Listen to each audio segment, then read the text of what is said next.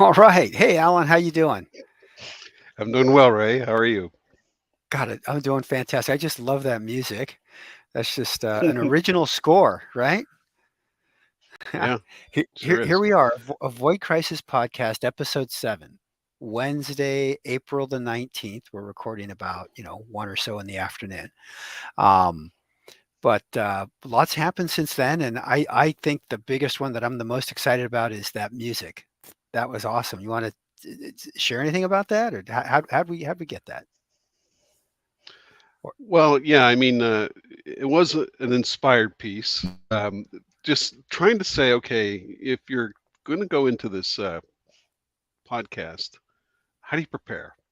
I mean, you have to kind of like get in the mood, right? So I was kind of thinking, what would convey that sort of urgency to be thinking about the right things?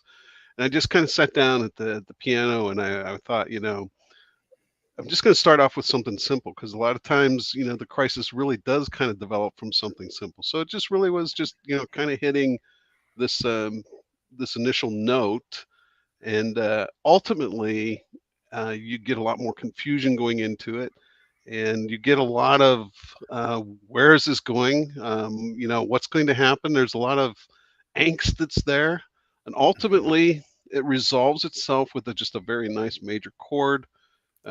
What I was Exactly. taught by my mother, she's like, always make sure you end on, the note C. So that's what I tried to do. So anyone that wants to try to replicate that, you start with C, end with C. Um, think about it from avoid Um, crisis. Where do we start is always an important part. And right. boy, we've got a lot of things to talk about today. We've got a lot of Mm. continuation with the banks. Yep. Yep. A lot of things to Well, talk about well, there. And go ahead. one last quick comment on the music. I like C Hmm. notes too, Benjamin's, um, but There you go. I'm not a musically inclined guy, and I'm just super impressed by that. I want to give kudos to you and credit where credit's due. And as a non-musician amateur, one of the things I really like about that it's the buildup of that pace, which is how it Hmm. happens a lot of times as crisis builds, as things Hmm. come together. Right in there, there's almost I don't know the right word and terminology you can, but there's almost like a little discord in there, almost like, oh God, you hit the wrong note, right? But then you actually use that note later to resolve it, and as it flows out of the other side, and I just thought this is brilliant. You know what I'm talking about? Yeah, what that actually represents, if you're to kind of take it as a parallel, is that there Mhm. is, even in the middle of a crisis, some unknown that kind of surfaces, right? You're not expecting it. Right. Um, all of a sudden, there's a new piece of information. And what do you do? How do you deal with it? Unfortunately, at least in the intro piece here, it got resolved. But are we going to get all our crises resolved? Maybe not. Um, let's go back Right. over what Right. we're talking about With just that, in the let's yeah, podcast let's for that, those that are let's joining. jump into the meat. Go ahead. Yeah. Thanks, but please do that. Yeah, just Get the us on you track. know, I mean, well, the thing is that when we talk about avoiding crisis, we've said about how it's really important to observe what's happening around you and to really think about what you're hearing. Do you take just a single source? We suggest not. You should do a lot more homework. Um, do a lot of thinking about what's going on, and then make some decisions. And then once you've made those decisions, then you have to act on them. I think that one of the things we're seeing right now, at least from the banking crisis, we still see a lot of fallout from Silicon Valley Bank, certainly here in California, Signature Bank. We've got issues that continue to surface from crypto. We have the FTX, which has not at all been completely vetted out. Just recently here this week, we've had Congress really grilling the SEC. Is this to be regulated from commodity? Is this be regulated from securities? Is crypto security? We have a lot of these questions, but it brings up a lot of some of the topics that we've talked about because we have a lot of information and we have a lot of changes. And so, putting this into perspective of regulatory as an example, right now what we have is a lot of discussion going on artificial intelligence, right? We talked about it in our last podcast where we talked about what's happening to your job, or potentially going to happen to your job, and how should you prepare yourself right now? And so one of the other things we're also right now is that there should be more regulation in artificial intelligence. But think about how much regulation we have right now in crypto. And I'm going to draw a little parallel here, which is on artificial intelligence. When it comes to regulation, what you have to do, first of all, is you have to really understand it. You can't regulate it if you don't understand it. We think about just the regulation on the banks, and we think about regulatory failures in the banks, which are more easily understood. Crypto isn't as easily understood. Certainly, neither is artificial intelligence. But this regulatory lack of oversight right now in both crypto and artificial intelligence is exactly what can lead to a crisis. When it's not regulated, what ends up happening? You have a lot more risk in the system. And when you have systemic risk, there's going to be negative outcomes. Hmm. Great points. I mean, continually as society has evolved and advanced, laws and regulations have always been behind. It's just inherent. It's inherent in how we live. Um, the issue that's coming up here is that these things are happening faster and faster and faster.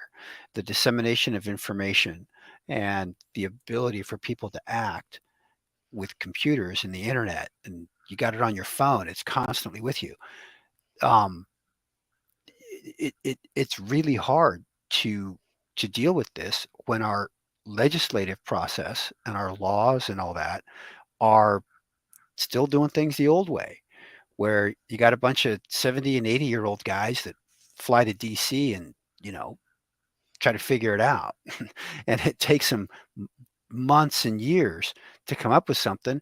And you think some bunch of guys over there who are 70 or 80 are going to figure out what all these 20 and 30-year-olds are doing over in, you know, Silicon Valley and, you know, the Silicon Triangle and all that, Boston, Atlanta, et cetera, Austin, Seattle. No, I mean, they're going to be behind forever. And so I think, and what usually happens is a disaster. It's some sort of crisis, right? That is going to happen with it. We have a lot of volatility and turbulence with crypto. Something's going to big is going to blow up with AI. We haven't figured out what it is yet, but it's predictable. We just don't know what that is going to be yet.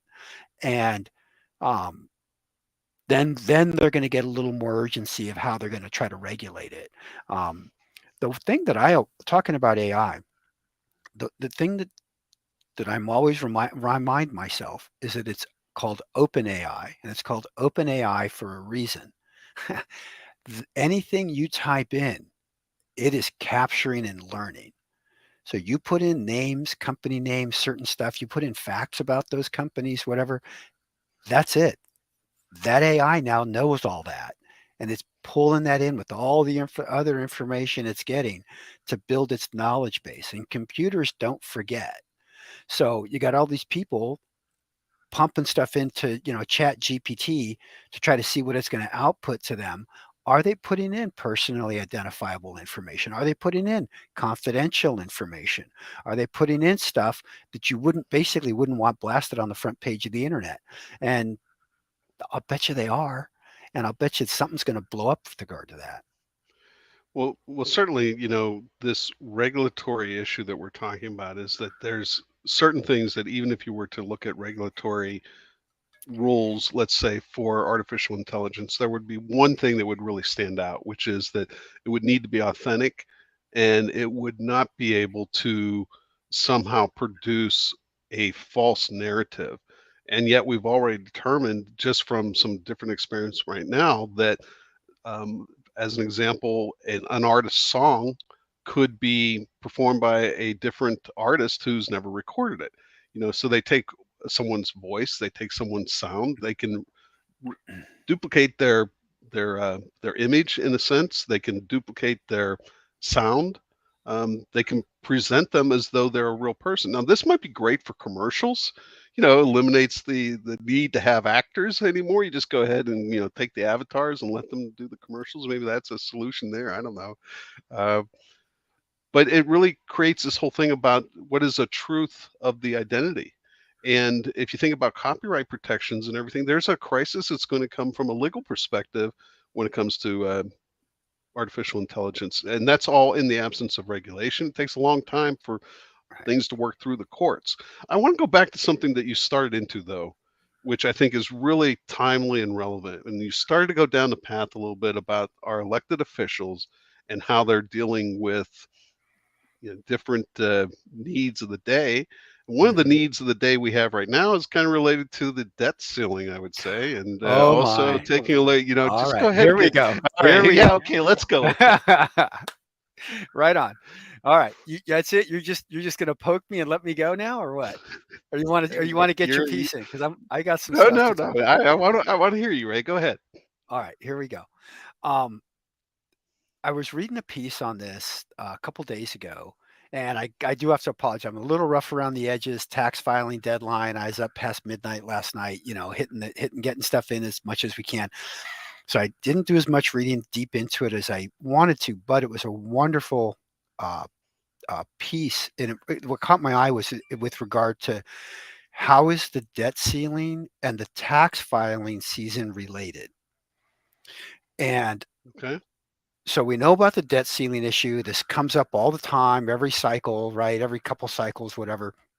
And it's really funny how it's always the party who doesn't control the White House that always screams and cries about how we spend beyond our means. But boy, I'll tell you, as soon as they've got the power, not a problem. We got to do this. Hmm. So, okay, politics aside, let's talk pure numbers and cash flow. Okay. So the government has to figure out, Janet Yellen has to figure out, how do we keep paying our bills without getting a increase in our credit limit on our credit card. And so one of the ways that you can get more runway is you get more cash flow in. So this April 18th deadline is really big. I mean, a bunch of money just came in the last day or two, maybe even today or tomorrow if there are ACHs in the delay, whatever, this week.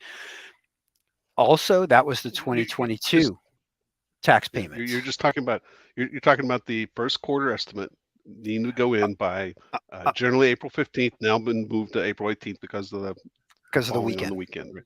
Yeah, Right. yeah, Okay. So that yeah, cash flow exactly. coming in, then go ahead. Right. So that cash flow coming in. So now what they have to count on is what was that final payment by April 15th for the 2022 filing season. What what also on the same day was due was the first quarter of 2023's estimated tax payments.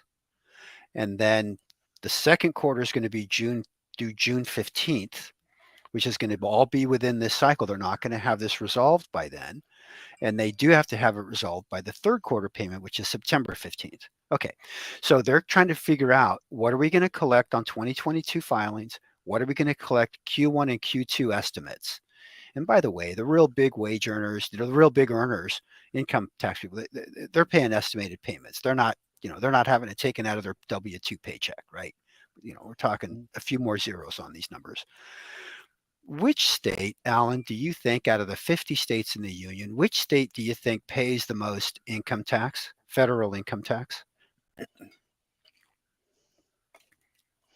So I kind of have to think about it from population and wage earnings, and I'm narrowing it down to four states right now, and I'm thinking New York, Illinois, Texas, and California. So one of those four. And I think a lot of people moved out of New York, so I'm going to cross them out. Um, I'm kind of debating here between California and Texas because I keep hearing about how many people are moving out of California and moving to Yeah, Austin. So maybe there's a yeah, little bit of that. But I think even as I really think about it, I think it still comes down to California. yeah. So let's just let's focus on California because there's a really big thing that we got to put together here. Um, when all those atmospheric rivers were going through and we had the flooding and the mudslides and the trees falling down and the power outages and all the damage to property and stuff like that, um, FEMA declared federal disaster zones in a number of counties in California. And as a result of that, Treasury said, we're going to give you more time to file your returns. Well, then more rains came. And so they expanded the number of counties.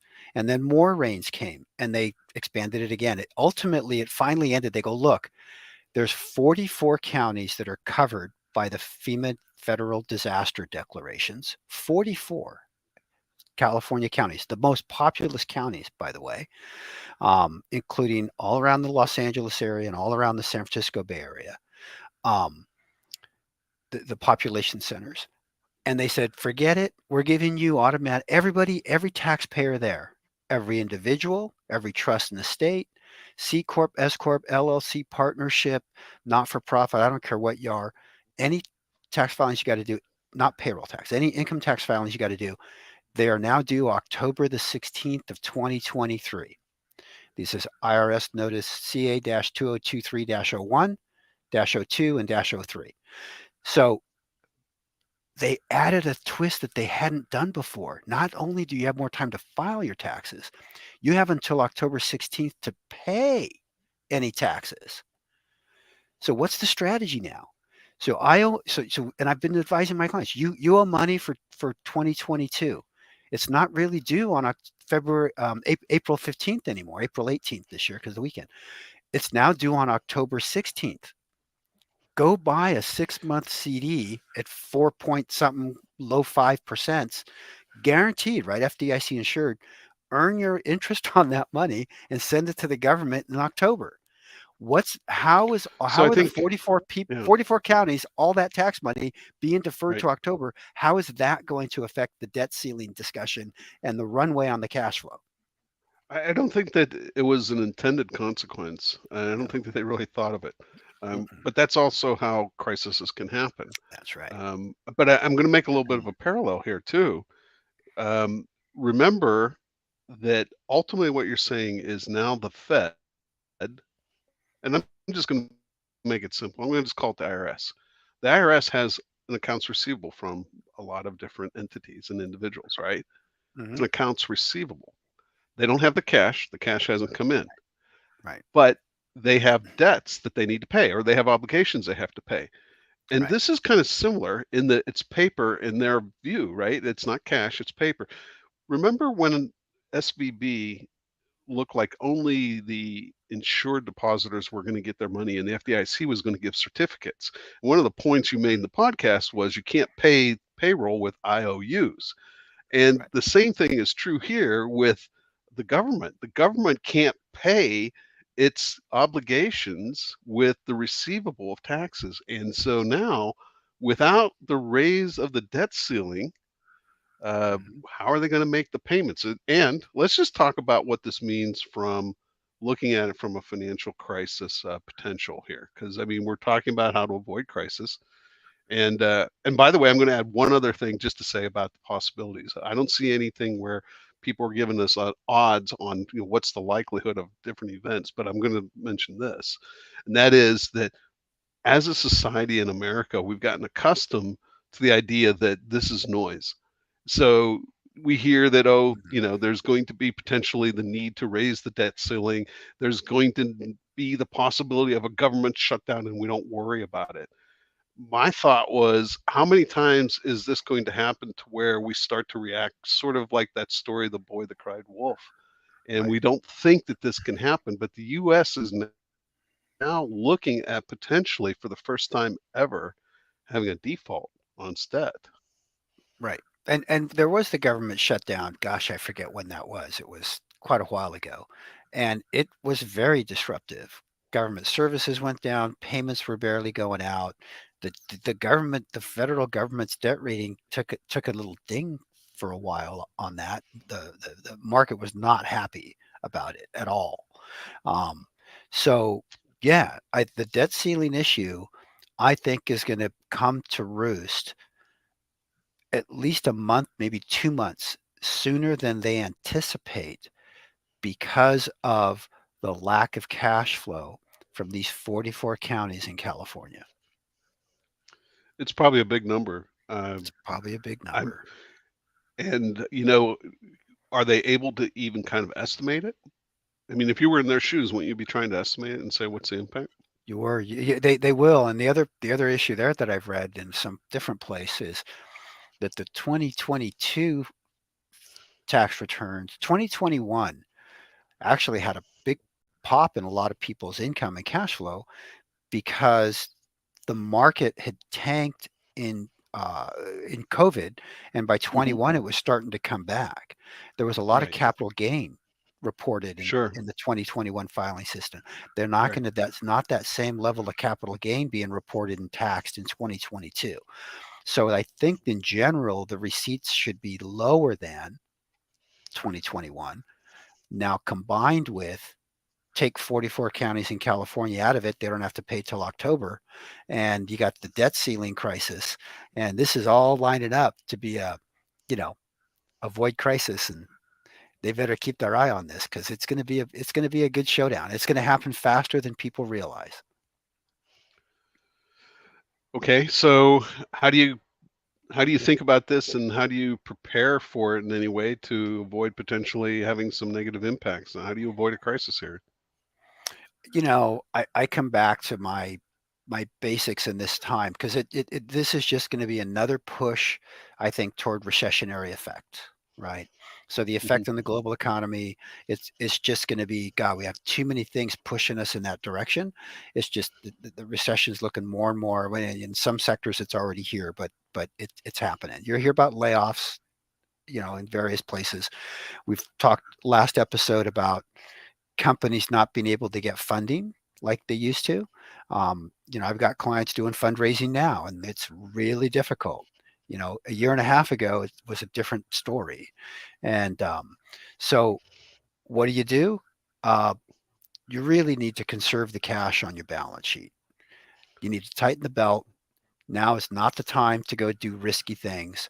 Now is the time to be more conservative and to keep your eye on the cash balance on the balance sheet.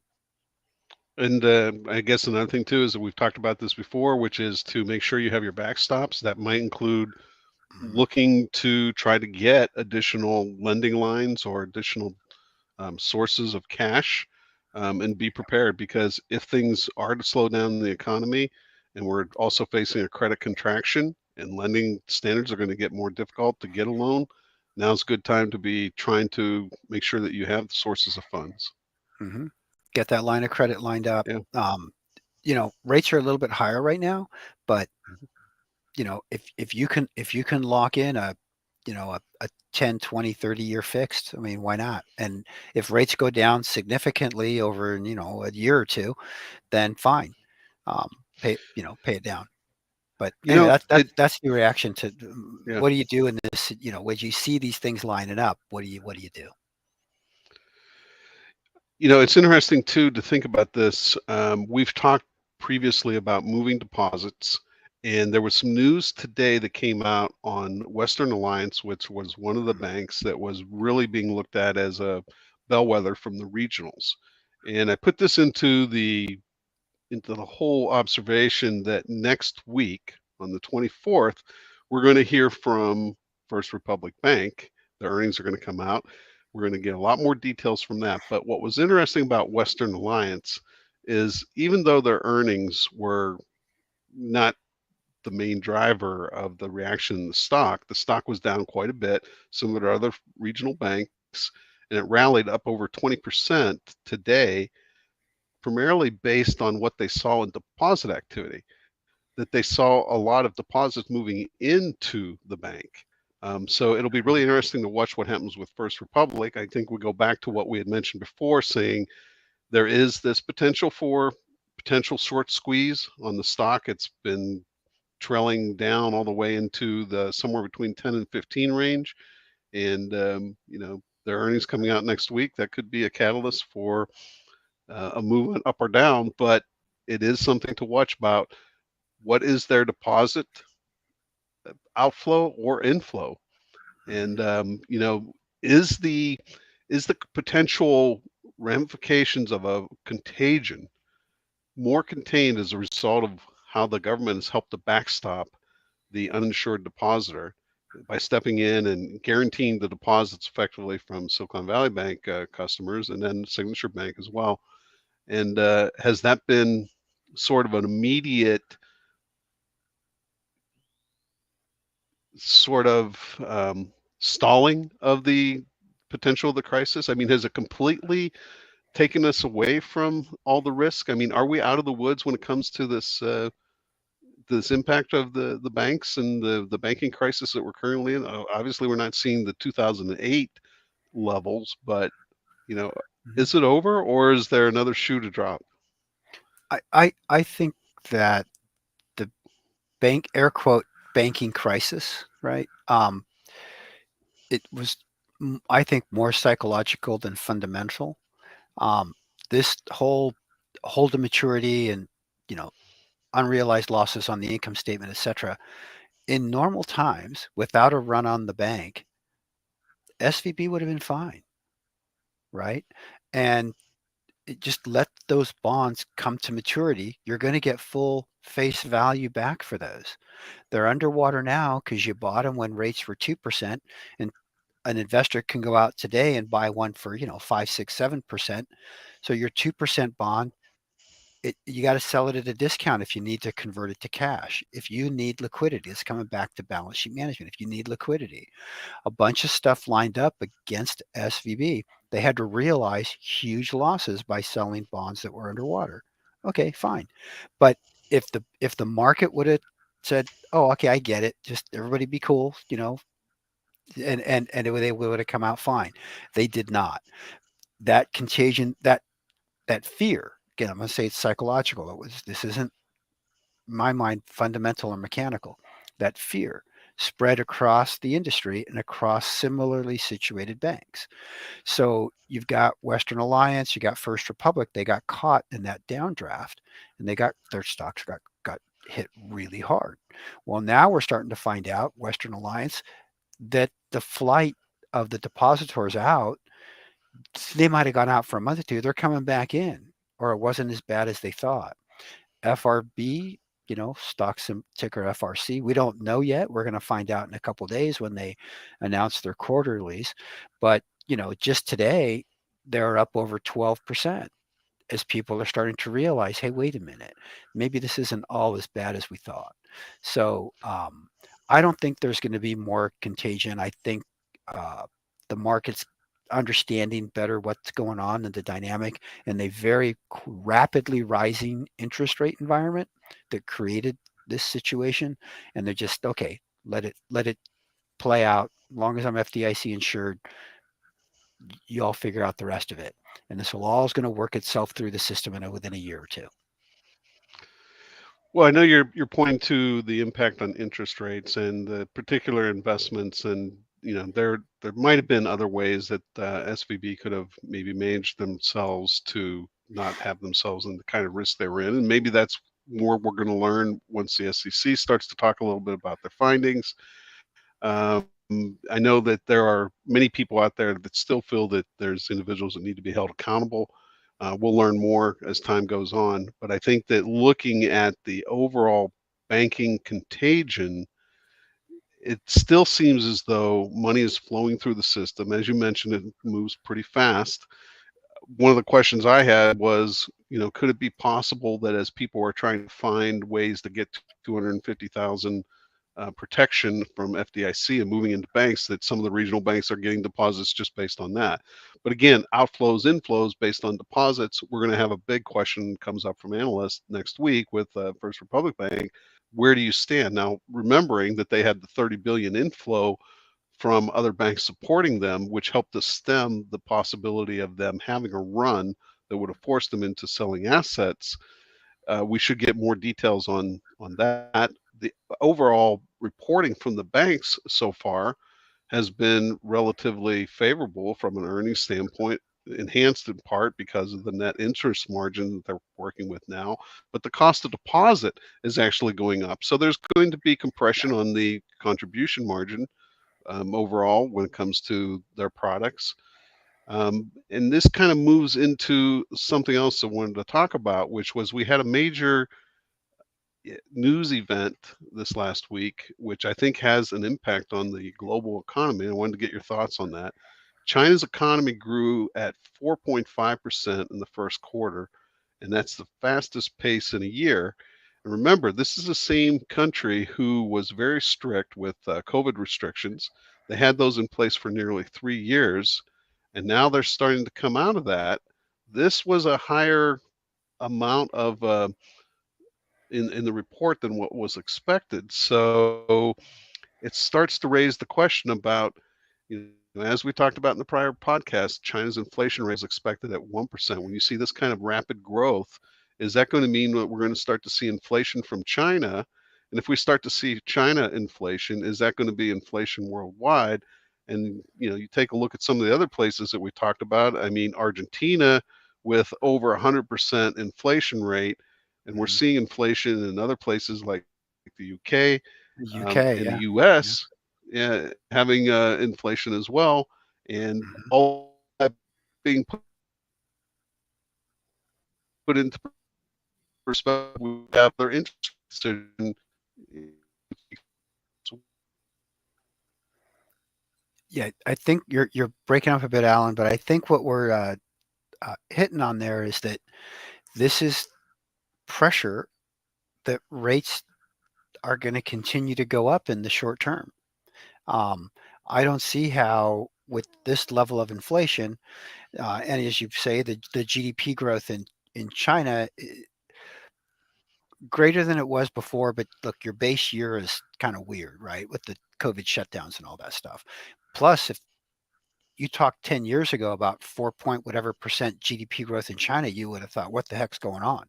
How many years, consecutive years, did they have double digit GDP growth, right? Sure, So sure. 4% is more normalized to what a a more, if you will, developed or mature economy will support. So, I think it's a manageable level on the China side. I think we are going to have some inflation effects from China. The UK inflation over 10% surprised me. Um, Argentina's kind of a weird, unique situation, but that's off the charts. US is still higher than we want it to be. That tells me, as much as I'd like to, I'm having to go back and say, what you want and what you're going to get are often two different things, right? Mick Jagger can't always get what you want. We're gonna get a quarter point bump the next meeting, and could it be a half a point? God, I hope not. But I think a quarter is what we're going to get in the next open market committee meeting. Um, so yeah, inflation it remains a big problem. It's got to get under control, and to get it under control, it has some pain, higher interest rates, and they got to try to push some higher unemployment. As you mentioned about the employment rates, and I think that one of the things that's also happening is we're seeing a contraction in the number of jobs that are available. We heard for quite some time there were more jobs out there and they were going unfilled. Now it seems like a lot of those jobs are not even out there anymore. So Right. you wonder if there's a contraction in spending that's happening. I think a number of individuals are starting to tighten the belt. Yep. And, one of the main things that we have that is still showing strong signs of inflation is in food prices, and food prices carry with them a certain amount of transportation costs, which is energy. And you take a look at how even now the price of oil is actually going down. So it makes you wonder, why do we continue to have food inflation? Because we have better methods of production, and you think that the inherent cost of transportation in the food is going down. Why is food prices, or why are food prices continuing to rise? There's a few things on that, in my opinion. One is I've read somewhere that Russia and Ukraine provide 50-ish percent. Don't quote me. I got to look that up. But a fair chunk, the largest chunk of the world's wheat and grain comes from those two countries, and the war, Ukraine is a big problem. Um, we've seen that is now coming to full fruition. There might have been some reserves and things that people were, using, but we're now full cycle over a year into this mess over there, and uh, we are going to see that here now with this upcoming harvest and season on that with regard to grain. From a transportation perspective, right? We had OPEC plus announced, I believe it was a million barrel a day reduction in production. So supply and demand, price of oil is gonna get has upward pressure on the price. It's going to be more expensive to transport all goods, including food. Mm. Um, so these are the pressures on inflation that we've got to get under control. And we got it brings us back to the importance, I think, of local economy. You want to try to source your food. You want to try to source as much as you can, particularly of tangible things, as close to you as possible. It's better for everybody. Are you saying we all need to start a garden to avoid crisis, right? Is that where you're going with this? It's not a bad idea. I Okay. absolutely. You'll avoid some crisis if you got a garden for a number of ways, right? Yeah. Raise your own chickens in the backyard and There some you go. eggs and yeah. Hey, we got it. We got it. Um, We got it. We got it. We get our eggs uh not quite once a week uh from a neighbor here who grows them right out there. Yeah, absolutely. okay. Source them local. You know, last week and earlier in the podcast, we had talked about Cash App in perspective of Block and how the Hindenburg report came out, and then unfortunately we also discussed about Bob Lee, who created the Cash App, and his death, Yeah. and I think the thing about that, without going into a lot more details, certainly it's not really what we're trying to get at, but in that we talked about just when the information isn't available, you look and really look at what you're hearing. One of the early perspectives of this was that this was again how a city has lost control and crime is rising, and we know that crime is rising in a lot of urban areas. We know there's a lot of influence of drugs that has an impact to that, but then there's also a lot of influence in social media. I don't know if you saw what happened in Chicago with the teen takeover, but it was the second time when these mobs of teens just basically ran wild in the city, and there were people that were hurt from that. And we talked before about how we have gun violence, and we have many examples of where that's happened, and how people have even started to avoid being in places where there's large crowds. You know, I mean, what are your thoughts on this whole impact of social media to energize people in whatever direction? And how do you think of that? Yeah. Look, it social media and all of these things they're tools. They are not themselves inherently good or evil. It's how they are used and who they are used by and what they are used for. Um, I don't want to go here, but I'm just going to mention a quick analogy. Guns. You're going to get polarized feelings on both sides, how they're great and wonderful and everybody should have one, and how they're horrible and all these other bad things. But a gun in itself is not inherently a problem. It um, what what the thing with a lot of this stuff, and they've had those flash mobs doing crazy stuff in a lot of major cities. San Francisco had a run of them for a while, and they seem to have controlled that lately. Um, it, Behaviors have to have consequences. Part of this problem with this, in particular in California, is in an effort to relieve prison population, in an effort to um, give more opportunity for people to rehabilitate, and to not get them, felonies offhand. They raised the limit, right, to I think what, over $1,000 or whatever that was. Mhm. And law enforcement Sure. said then, when that initiative was on the California ballot, how that was going to affect crime rates, and a lot of law Right. enforcement was against it. Hmm. But the liberal, soft-hearted, and what he said, no, no, no, we think this is a great idea. Prisons are too populated. The justice system's not fair to populations, and so let's try this. Well, here's my opinion. We tried it, dude. It's not working. We got to untry it. Mhm. Let's go to proposition to undo that thing because it's not working, and most people are frustrated with it. Most law-abiding people. So I come back to the notion that behaviors have to have consequences.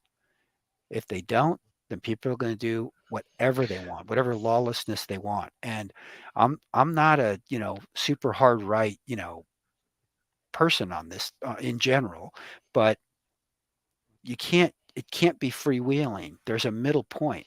Yeah, And with a pendulum has swung, I think, too far the other way, and that's why you have this thing going on. The other part is they're disenfranchised, I think, in general with mhm.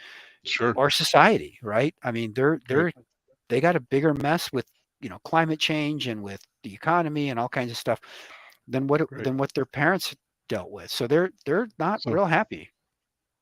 yeah, and a recession's not gonna help that, No, so it's it's not. only gonna make it Not at all. and poverty, and the separation between the wealthy and the poor, that doesn't help either. But Yep.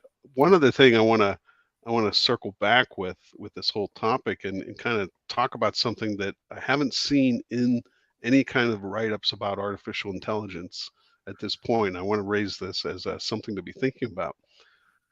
Let's take artificial intelligence and let's take that learning and let's take whatever those social media profiles that somebody has out there, which are a part of that learning, and then get into the whole predictive capabilities of artificial intelligence.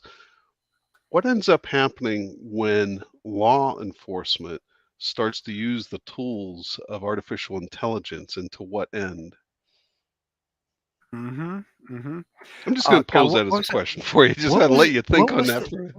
what was the name of that movie where they had those two sentient beings in those pods, and they could predict crimes before they happened, and then they Oh, minor we'll was have it to check that Minority out. Yeah. Report, something like that, and then they would be able to predict the futures, and they would go arrest the person It- before the crime yeah. happened, before Yeah. it was murder, because murder was such a crime of passion that the emotion would go out, and these beings could sense it, and so they hooked up their brains, and they got it, and they could go drop in within a certain narrow window of time and arrest the person right before they committed the murder. Yeah, so hey, can AI start trolling? I'm not trolling. Can AI start harvesting, searching social media and identifying trends that could lead to crime? I think I'm okay with Mm. that. It's public information. Why not? Um, but that's a great topic. We got to dig into that one a little more. I think we're starting to bump up on time here. Um, I do I have want to something I wanted to ask you about because you we'll started off with get something the ask, talking and then about the FEMA. I'm gonna get a tease for next episode. I'll let you go with your ask first. Okay. Let's hear it. Okay. So you talked about how FEMA and it delayed the payments, et cetera. And we had Right. all Yeah. this water, right? But Hmm. now we have all the snow. That snow is going to melt. Where's all the water going to go? I mean, because we have a hot summer on the way, right? Hmm. And that Hmm. water has nothing to control it. If there isn't a dam to hold the water back, Right. there isn't a Hmm. reservoir, and Hmm. this water is going to be going to a lot of different places. I mean, Right. what's going to Right. happen? And then the ground is pretty saturated already. The percolation down is not really going to happen. So, you're going to get rivers that are going to be overflowing. We had last year, right, up in near Orville, that dam that darn near broke. It took that town out. Hmm. But Right? we're going to have some disasters like that here in California, um, states where we've had these problems. Um, Tulare Lake, Tulare, in the Central Valley of California. It's south of Fresno, north of Bakersfield. At one time, Tulare Lake was the largest freshwater lake west of the Mississippi.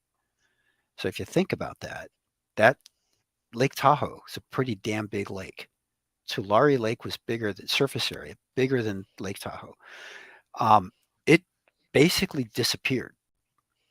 It Was got it very deep or was it not uh, very deep? Was it pretty much I don't think it was very deep, but it okay? couldn't have been super deep, right? Because that land's not that deep. It's a flat pan valley, right? Right. Central California. Um, but at the same time, that gives it a lot of opportunity to spread real fast, right? Sure. So with all the rain we got, that if you go ahead and Google it, it's a lot of that town, a lot of those farms and fields are underwater right now. Hmm. Highways that just run into the water, that's it. Oh, really? And Wow. yeah, it's a kind of a mess over there right now, and Mother Nature's going to win here. The lake's coming back. With the snow melt, they expect it to get even worse.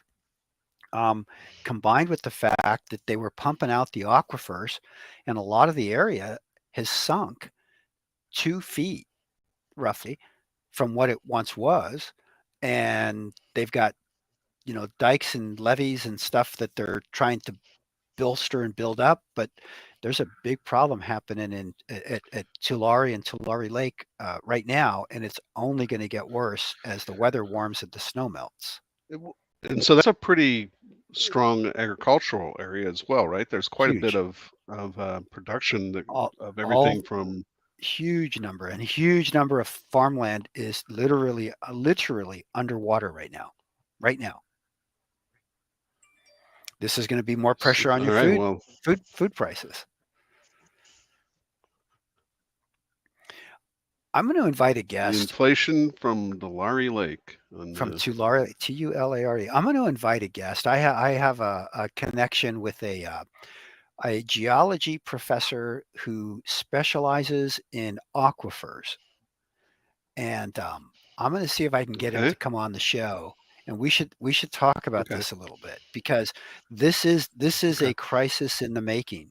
For the people in Tulare, it's a crisis right Sure. now, but I think for others, and I think this is a global issue, particularly with climate change.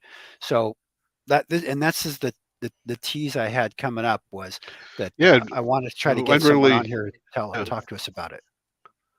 Yeah. I'd really like to hear more on that, because Okay. it is, it's obviously related to just changes that we've seen in the weather overall, and these changes seem to be more extreme. This year, as an example, in California, there was quite a bit more rainfall than normal, and also too the snow pack is pretty large right now. Reservoirs have started to fill up. That's good news, right? But this Yeah. runoff is going to be hitting us sometime in maybe June, July this year, and who knows the repercussions of that. Right. The So, flooding in the relatively valleys, flatlands of California are have a long history.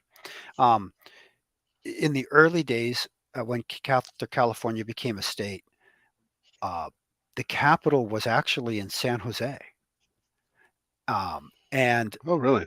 yeah, and the reason that it got moved from San Jose to Sacramento was because it continued to flood. It's a Santa Clara Valley is a relatively low-lying valley. It's pretty much at sea level. Hmm. The San Francisco Bay Yeah. goes right up against it, right? The south end of the bay. Um, Hmm. we get sea level rise, you got water runoff, you got things like that. Um, these lowlands have a history of flooding, and let's do that. Add a foot of water and throughout Santa Clara County, and how many companies are along Highway 237 right up against the bay that are their headquarters are going to be a foot and a half, 2 feet, 3 feet of water on all the ground floor. What are we going to? What's going to happen to? Right. So this is something that I think is a pretty big deal. I would love to hear from an expert on geology and aquifers and water runoff and what's going to happen. What are the geographic areas that we should be looking at globally? What industries are in those areas, and what's going to happen? Let's get some information and avoid a crisis. Okay, so once again, here we are, Ray, at the end of our time. It goes by so fast. Yeah. So again, we look forward to hearing from our audience and our listeners, and recommend us to others. And we love having your insights. So any thoughts, go ahead and send it to Ray at avoidcrisis.com or Alan at avoidcrisis.com, and we'll be sure to get the email, and we'll see you next week. All right. Sounds great, Alan. Thanks. Always a All right. pleasure. Thanks You too. for the time. I enjoy our chats. We'll talk to you next week. All right. All Thanks. right. Bye bye. Bye.